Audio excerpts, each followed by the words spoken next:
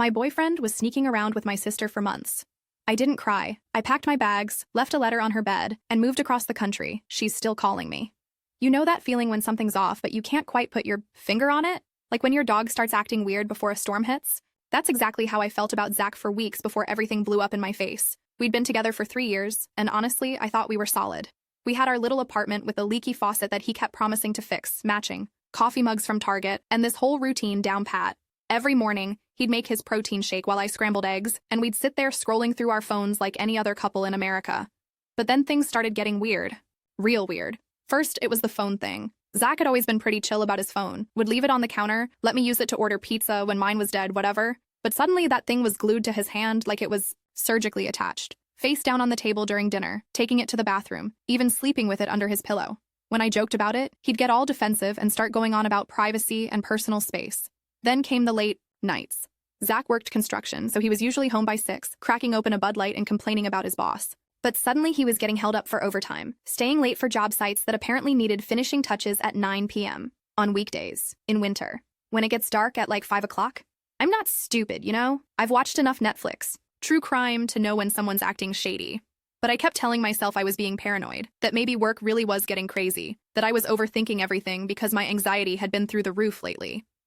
The final straw came. On a random Tuesday night in February, Zach was in the shower and his phone kept buzzing on the nightstand. Normally, I wouldn't even look, but it was going off every few seconds like someone was having an emergency. I figured maybe it was his mom or his buddy Mike with some crisis. The screen lit up with a text from Mia, and my stomach dropped. That's my sister. My 24-year-old sister who lived across town and worked at some boutique downtown. The preview showed enough to make my blood run cold. Can't wait to see you tomorrow when she's at work. I've been thinking about last night and my hands were literally shaking as I picked up his phone. No passcode. He'd never needed one before, right?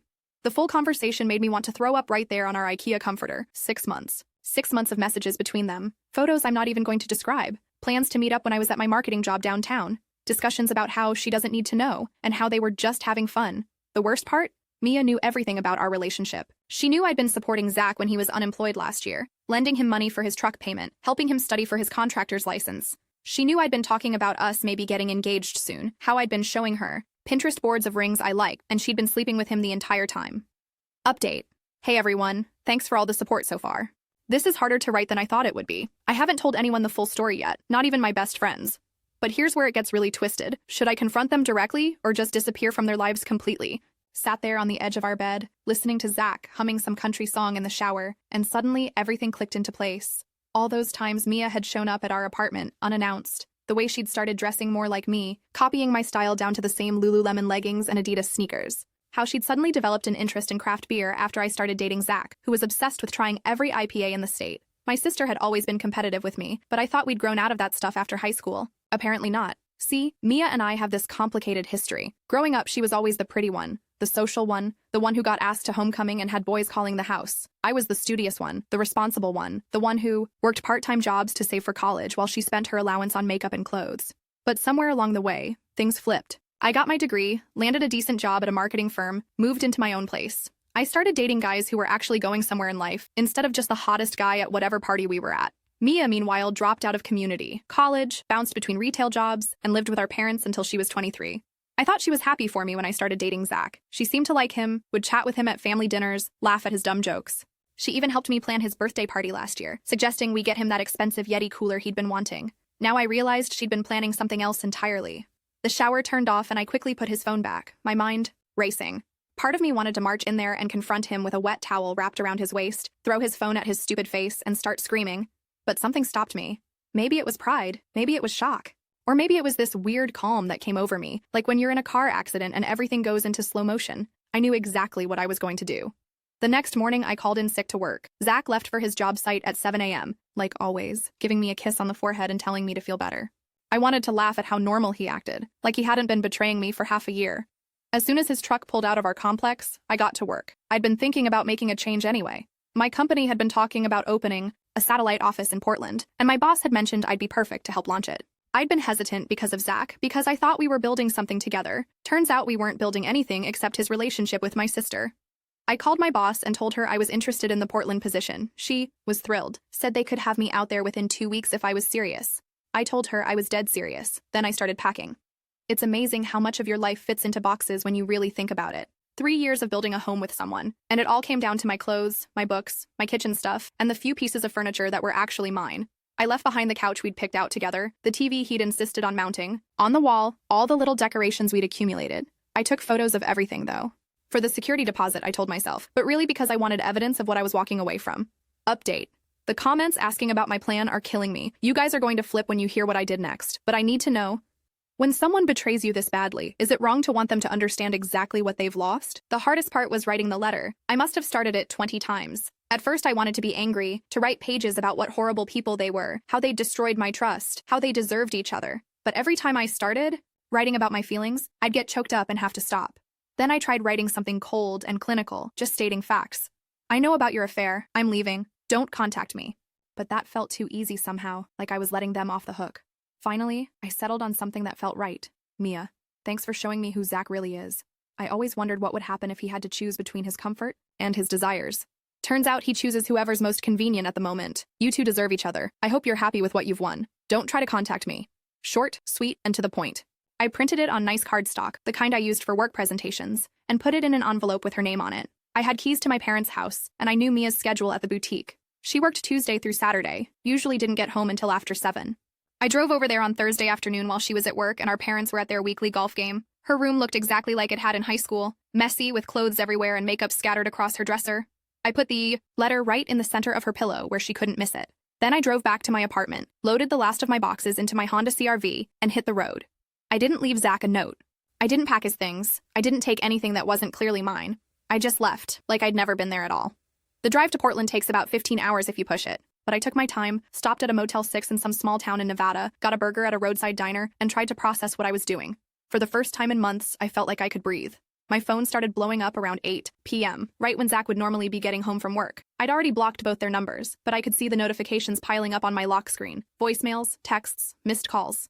I turned off my phone and slept better than I had in weeks. Portland was everything I needed it to be. New, fresh, full of possibilities. My company had set me up in a temporary apartment while I looked for something permanent, and within a week, I'd found this amazing little place in the Pearl District with exposed brick walls and huge windows. For the first month, I kept my phone on Do Not Disturb except for work calls. I knew my parents were probably freaking out, knew that Mia and Zach were probably losing their minds trying to figure out where I'd gone. But I needed the space to think, to figure out who I was without them in my life. When I finally started checking my messages, the desperation was almost funny. Zach had left me 17 voicemails in the first week alone. They started angry. How could I just leave without talking to him? How immature I was being. How I was overreacting. Then they turned pleading. He was sorry. It didn't mean anything with Mia. He loved me. He'd do anything to fix it. The last few were just pathetic. His construction company had let him go for missing too many days. He'd moved back in with his parents. He was seeing a therapist. He'd stopped drinking. Anything I wanted to hear, basically. Mia's messages were different. At first, she was defensive. I didn't understand the situation. It wasn't what it looked like. She never meant for it to happen. Then she got angry. I was being dramatic, ruining the family, making everything about me like always. But the recent ones were desperate. She and Zach had tried to make it work after I left. But surprise, surprise, a relationship built on betrayal doesn't have the strongest foundation. They'd lasted about 6 weeks before he dumped her, claiming he'd realized he was just using her to avoid dealing with his feelings about me.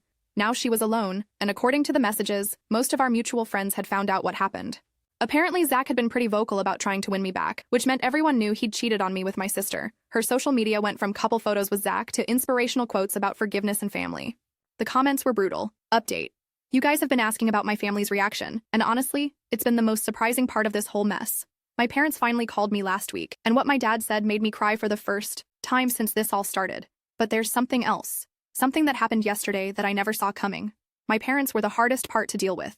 They'd been calling and texting constantly, trying to play mediator, asking me to come home and work things out with Mia. She's your sister, my mom kept saying. Family is forever. People make mistakes. But my dad surprised me.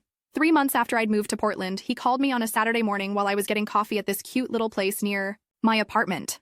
I need to apologize to you, he said, his voice shaky. Your mother and I have been so focused on keeping the family together that we forgot to think about what Mia actually did to you. What they both did.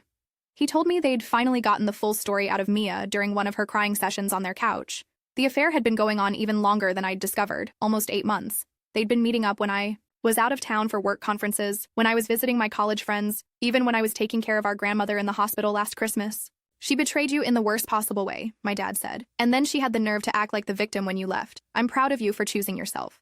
I cried in that coffee shop like a baby, not because I was sad, but because for The first time since this whole nightmare started, someone in my family had actually seen the situation clearly. My mom came around eventually, but it took her longer. She kept wanting to fix things, to have family dinners where we'd all pretend nothing happened. But even she had to admit that Mia had crossed a line that couldn't be uncrossed. Meanwhile, I was building an actual life in Portland. The work was challenging and exciting. I was basically helping to launch a whole new branch of our company, hiring staff, developing client relationships, creating something from scratch. My boss was talking about promoting me to regional manager within the year. I joined a hiking group and discovered I actually loved spending Saturdays on the trails around Mount Hood. I took a pottery class at the community center and found out I was terrible at it but had fun anyway. I started going to trivia nights at this brew pub near my apartment and made friends with this group of people who didn't know anything about my past drama. And then I met David. He was the kind of guy I would have overlooked before. Quiet, thoughtful, worked as a software engineer for a renewable energy company. We met at a bookstore coffee shop when we both reached for the same copy of a memoir about hiking the Pacific Crest Trail. He insisted I take it, then asked if I wanted to discuss it over coffee sometime. Our first date lasted 6 hours. We talked about books, travel, our families, our goals. He told me about his ex-girlfriend who'd moved to New York for her career, how they'd tried long distance but realized they wanted different things. I gave him the basics about my situation, that I'd moved to Portland after ending a long-term relationship, that I had some family drama I was working through. He didn't push for details. He didn't try to fix anything. He just listened and then suggested we go for a walk along the waterfront. 6 months later, I realized I hadn't thought about Zach or Mia in weeks. David and I took things slow, which was exactly what I needed. He met my friends from hiking group and trivia night. I met his coworkers and his sister who lived in Seattle. We went camping, tried new restaurants, spent lazy Sundays reading different books on the same couch. It was easy in a way my relationship with Zach had never been. There was no drama, no games, no wondering what he was really thinking or who he was texting. David said what he meant and meant what he said. When I finally told him the whole story about why I'd moved to Portland, he was quiet for a long time. "I'm sorry that happened to you," he said finally, "but I'm not sorry it brought you here." That's when I knew I was completely over my old life. I started writing about my experience, not in a bitter way, but as a way to process what I'd learned about self-respect, about recognizing red flags, about having the courage to walk away from situations that don't serve you. I created a blog called Choosing Yourself and started sharing stories about setting boundaries, rebuilding after betrayal, creating the life you actually want instead of settling for the one you think you should have. The response was incredible. Women from all over the country started sharing their own stories in the comments, talking about their own experiences with cheating partners, toxic family dynamics, the pressure to forgive and forget, even when you've been deeply wronged. I wasn't trying to become some kind of influencer or anything. I just wanted to put something positive out into the world, to maybe help someone else who was sitting where I'd been sitting, wondering if they were crazy for wanting more. Last month, Mia sent me a letter, an actual handwritten letter to my Portland address, which means she must have gotten it from our parents. It was 4 pages long, and for the first time since this whole thing started, it felt genuinely remorseful. She didn't make excuses or try to justify what she'd done. She admitted that she'd been jealous of my life, my relationship, my success. She said she'd been feeling lost and worthless, and instead of dealing with those feelings in a healthy way, she tried to take something that belonged to me. She talked about how the aftermath had been a wake-up call, losing friends, facing consequences for her actions, having to look at herself honestly for the first time in years. She'd started therapy, was working on understanding why she'd made such destructive choices. The letter ended with her saying she didn't expect forgiveness, didn't expect me to want a relationship with her again, but that she wanted me to know. She understood the gravity of what she'd done and how much pain she'd caused. I read it 3 times and then put it in my desk drawer. I wasn't ready to respond, wasn't sure if I ever would be. But for the first time, I felt like she actually understood what she'd taken from me. Not just Zach, though honestly, looking back, she could have him, but the trust, the security, the feeling of safety in my own family. The belief that the people closest to me would have my back instead of stabbing me in it. As for Zach, I heard through the grapevine that he'd eventually gotten another construction job, moved into his own apartment, again, and was dating someone new. I felt nothing when I heard that news. Not anger, not sadness, not even curiosity about who she was or what she was like. That's how I knew I'd really moved on. Yesterday was exactly 1 year since I'd left everything behind and driven to Portland. David surprised me with a weekend trip to the coast, and as we sat on the beach watching the sunset, I thought about how different my life looked now compared to where I thought it would be. A year ago, I thought I wanted to marry Zach, have kids with him, build a predictable, suburban life in the same town where I'd grown up. I thought I wanted my sister to be my maid of honor, wanted our kids to grow up as cousins, wanted all those Hallmark movie moments of family togetherness. Now I had something better, a life I'd chosen deliberately, with people who showed up, for me consistently, in a place that felt like home because I'd made it one. My phone buzzed with a text from my hiking group about plans for next weekend. David squeezed my hand and pointed out a whale breach in the distance. My work phone had 3 messages from potential clients who'd found my company through referrals. This was what choosing yourself looked like, I realized. Not the dramatic moment of walking away, though that was important too, but the quiet daily work of building something authentic and good. I still haven't responded to Mia's letter, and I probably won't anytime soon. Forgiveness isn't something You owe to people who hurt you no matter what anyone says about family or second chances. Maybe someday I'll be ready for that conversation, but not today. Today, I'm too busy living the life I actually want to spend time looking backward at. The one I escaped, and honestly, that feels pretty perfect to me.